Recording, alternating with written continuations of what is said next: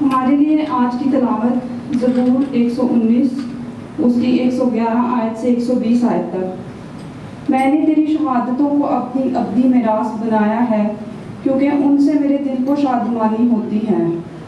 میں نے ہمیشہ کے لیے آخر تک تیرے آئین ماننے پر دل لگایا ہے۔ مجھے دو دلوں سے نفرت ہے، پر تیری شریعت سے محبت رکھتا ہوں۔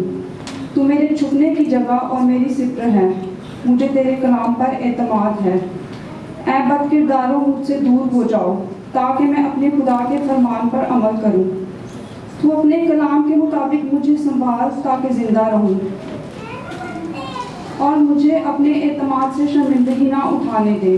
مجھے سنبھال اور میں سلامت رہوں گا، اور ہمیشہ تیرے آئین کا لحاظ رکھوں گا۔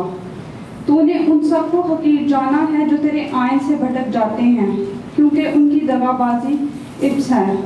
تو زمین کے سب شریروں کو میل کی طرح چھان دیتا ہے، اس لیے میں تیری شہادتوں کو عزیز رکھتا ہوں۔